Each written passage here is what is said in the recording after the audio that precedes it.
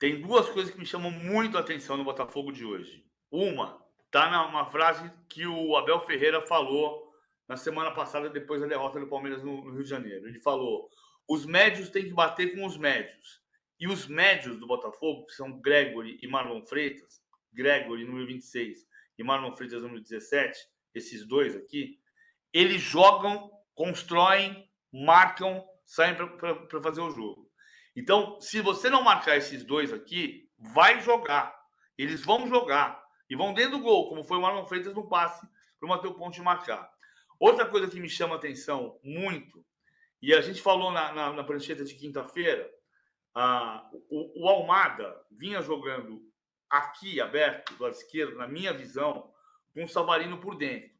Razão pela qual o Abel também falou na quarta-feira passada, os dois centroavantes dele, que seriam Igor Jesus e Tiquinho Soares, mas o Tiquinho não começou o jogo contra o Palmeiras nem contra o Flamengo, então seriam Igor Jesus e Savarino.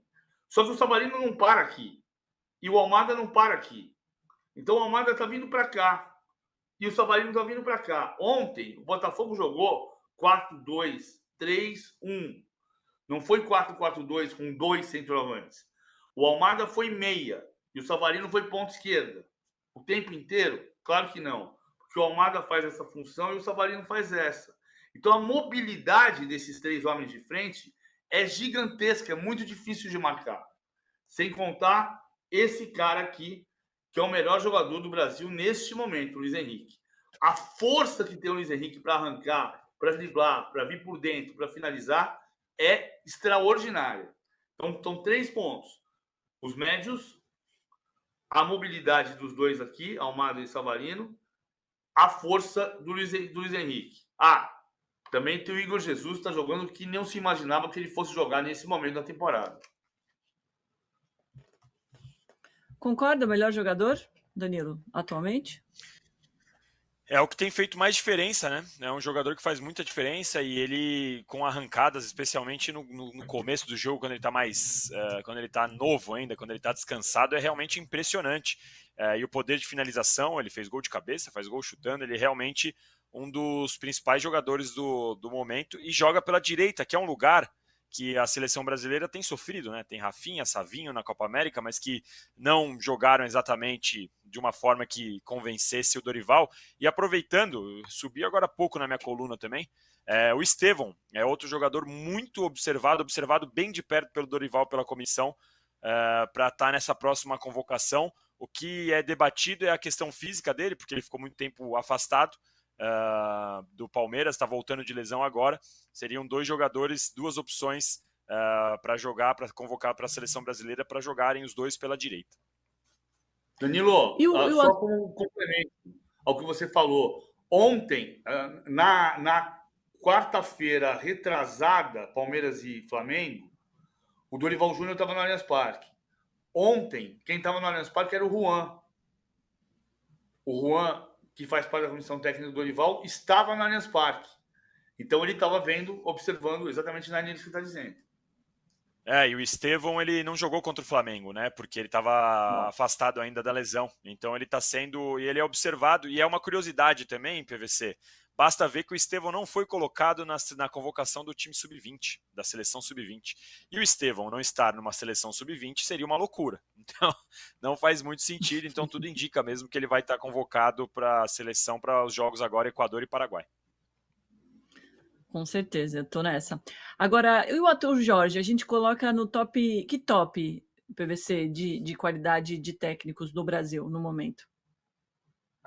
Eu acho que ele vai estar no top 1 se ele ganhar um dos dois torneios, Libertadores ou Brasileirão. Eu acho que o Arthur Jorge hoje está no elemento, está no quesito surpresa.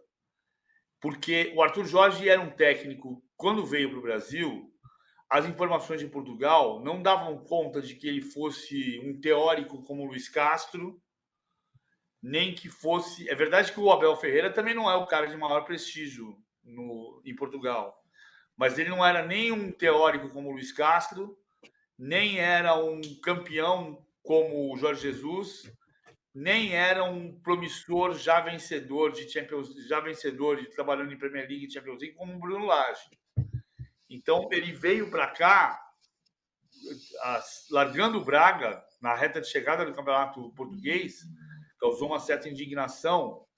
Mas mesmo em Portugal se dizia, o Braga não vai querer segurar porque não está nem aí para o Arthur Jorge. E ele faz um trabalho extraordinário no Botafogo. O que é mais extraordinário é que o Botafogo não tem ainda um centro de treinamento de referência como Palmeiras, como Flamengo, como Atlético Mineiro, como Atlético Paranaense, como Cruzeiro, que reformou seu CT. Aqui no nosso chat, Danilo, o Rodrigo Menucci falando que o melhor jogador é o Breno Lopes, ex-Palmeiras. O Denis Lima falando como sou São Paulino, Estevão é seleção e titular. E o canal Porconeta, Verdão, muito bom, falando, Danilo, deixa o Estevão longe do Dorival. É bom demais. Lembrando que para essa data FIFA agora, o Palmeiras não deve ser prejudicado com as convocações. Os times que podem se prejudicar com a data FIFA são os times que vão ter os jogos atrasados remarcados. O Palmeiras não tem nenhum jogo atrasado no momento e pode também bater a volta da data FIFA com a Copa do Brasil, que também não é o caso do Palmeiras, que foi eliminado. Então, se o Estevão for, ele perderia treinos, ele não desfalcaria o Palmeiras em compromissos, pelo menos com a tabela que temos atualmente, né? Bem lembrado. Vamos colocar o Samir na nossa conversa para a gente falar do Corinthians e desse 0-0 com o Fluminense. Como prometido, Samir, finalzinho do programa é todo seu. Bom dia, Domi. Boa tarde, né? Já. Boa tarde, Domi, PVC, Danilo, quem nos acompanha de primeira. Corinthians empata, né, com o Fluminense, sai da zona do rebaixamento, mas lembrando que hoje tem a partida, né, do Vitória. O Corinthians pode voltar, né, à zona da degola, dependendo do resultado dos baianos, Domi. Corinthians empatou o jogo, não fez uma boa partida. O Ramon Dias, para mim, não sei o que o PVC, né, que tem analisado bastante aí a linha de 5 do Ramon Dias, achei que ele exagerou muito na linha de 5 nesse jogo, né, em alguns... O Fluminense também, né, não estava muito afim do jogo, né, o Fluminense pouco atacou o Corinthians também. Foi um jogo bem feio de assistir, viu? Foi um jogo, para mim, bem ruim. Teve aí essa boa defesa do Hugo, né, poucas chances também do Fluminense. Mas eu acho que o Corinthians poderia ter sido um pouquinho mais ofensivo. O Ramon Dias também, para mim, mexeu mal no jogo, né? A retirada do Garro gerou bastante críticas e muita gente falando que o Garro vinha sendo o articulador da partida. Mentira. As pessoas que analisam, que assistiram o jogo realmente de fato, né? Porque também se criam uns clichês para comentários hoje em dia. Ele tirou o Garro, acabou com o time, o Garro estava, né, administrando o jogo. Mentira, o Garro jogou pelos lados do campo, porque o Ramon Dias fez um 5-4-1 e ele colocou o Garro para marcar pelos lados. Veio Garro e Thales pelos lados, inclusive ele inverteu isso ainda no primeiro tempo para o Garro marcar mais o Samuel Xavier, e o Garro virou um marcador de lateral e fechou uma linha de 4 junto com o Charles e o Rian, e atrás uma linha de 5. O Garro nem jogou praticamente a partida centralizado, ou foi anulado pelo André, ou estava armando as jogadas do Corinthians. O Corinthians simplesmente se preocupou em se defender e apostando numa bola, num contra-ataque, que até aconteceu nesse lance aí com o Charles, que foi realmente o único contra-ataque que o Corinthians encaixou. Mas enfim, para mim o Corinthians fez uma partida ruim de novo e exagerou na retranca, mas o Fluminense também estava com a retranca dele lá, não estava muito afim, e por isso que o jogo foi tão feio, Dono. Samir, deixa eu fazer uma pergunta para você. Como é que você percebeu, nos 2 dias seguintes, a repercussão à frase do Emiliano Dias de que a torcida tem que acreditar e confiar que não vai cair? Assim, dentro do Corinthians ou fora, PVC? Do que você ouviu, se você ouviu gente dentro falando sobre isso, ou se você ouviu gente fora também, torcida e diretoria. Não, a torcida do Corinthians, principalmente o torcedor de arquibancada, sempre vai acreditar, mas num contexto geral, é um torcedor bastante preocupado em relação ao rebaixamento no Campeonato Brasileiro, porque o Corinthians realmente não faz bons jogos, né, PVC? Sim, ele falar da torcida acreditar, né, a torcida, claro, vai acreditar até o final, mas eu nunca vi o torcedor corintiano tão desesperançoso em relação à permanência do clube na Série A. Eu costumo dizer isso, que não dá para decretar o rebaixamento. Eu vi muita gente, até os nossos colegas profissionais de imprensa, tem gente que já cravou o rebaixamento do Corinthians. Eu acredito que o Corinthians vai brigar para não cair até o final, mas daí você cravar o rebaixamento já é um pouco forte. Mas o torcedor corintiano está com esse sentimento, realmente, o sentimento de queda. Eu não sei se vai atender o clamor aí do Emiliano.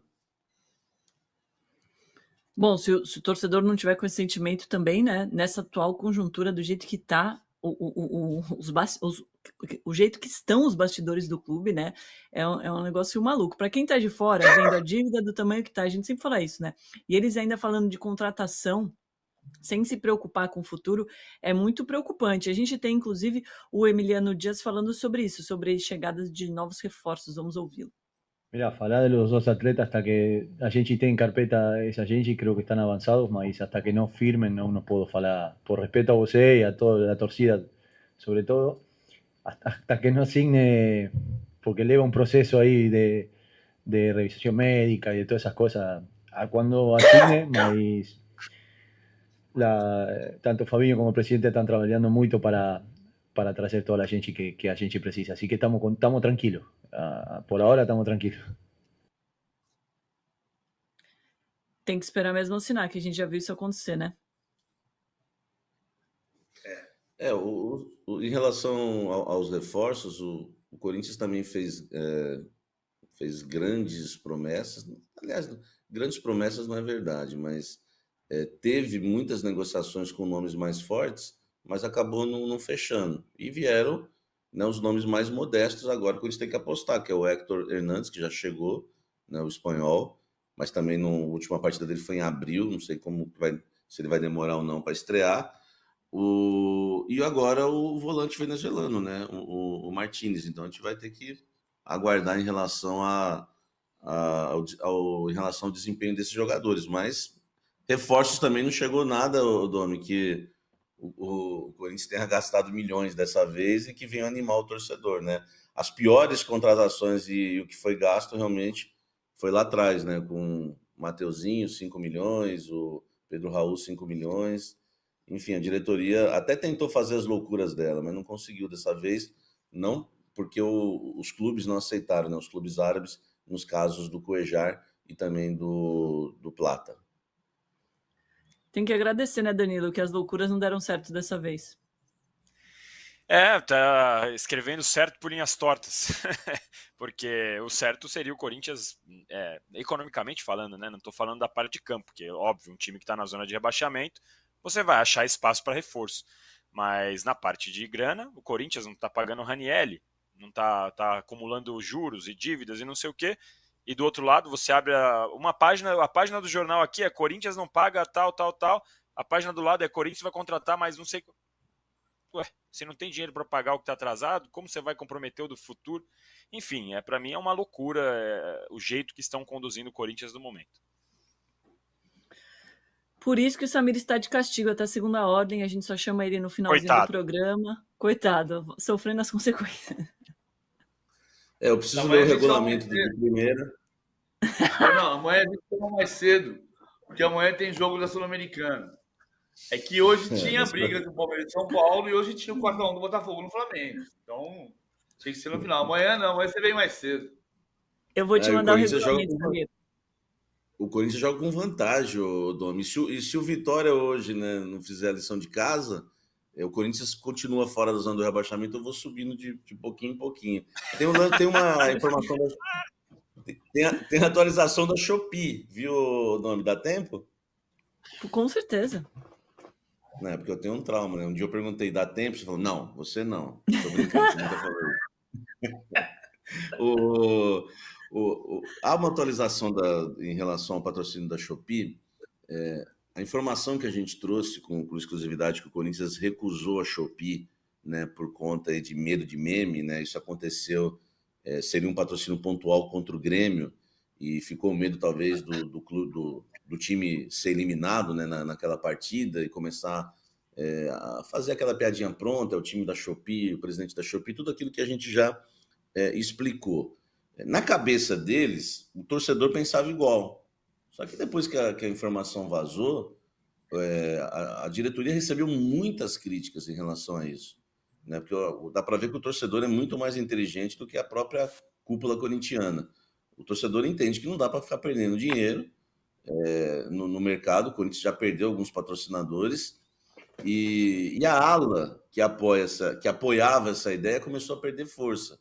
Então, assim, o patrocínio da Shopee meio que dividiu um pouco a cúpula no sentido de tomar uma decisão, e hoje dá para dizer que há uma negociação ainda, né? Aliás, quando eu trouxe a informação, eu disse que não dava para cravar que a negociação se encerrou. O Corinthians tinha dado meio que uma congelada, né? Um gelo ali na Shopee, mas ganha um pouco de força. Então, assim, há uma esperança, né, de que pode fechar. Hoje, Shopee e Corinthians negociam. É claro que eles queriam ter feito esse teste contra o Grêmio, num patrocínio pontual, mas já ali, né, engatilhando um patrocínio fixo depois na camisa. Mas hoje a Shopee ganha um pouquinho mais de força, viu, Domi? Pode ser que aconteça alguma coisa, claro, né? Vai depender agora dos valores, mas a ideia do meme perdeu bastante força porque o Corinthians, né, recebeu muitas críticas, né, a diretoria em relação a isso. Não, se ficar com medo de meme, gente, ninguém faz mais nada no Brasil, né? Porque basicamente a nossa comunicação hoje em dia é isso, e são muito bons também, a gente tem que concordar. Mas que bom, Samir, a gente já tinha falado aqui, melhor patrocínio e que ajude o Corinthians a sair dessa zona do rebaixamento do que medo de virar meme e virar de fato meme sendo rebaixado. Aguardamos mais atualizações amanhã, então, um pouquinho mais cedo. Samir, obrigada, Danilo, por participar aqui com a gente, sempre muito bom ter você com a gente. E PVC, até amanhã. 11 horas da manhã, ao vivaço. Obrigado a você que deixou o like, mandou mensagem. Vocês são maravilhosos. Sempre um prazer. E sem rodar a camiseta por aí, viu, gente? Por favor, hein, Danilo. Qual?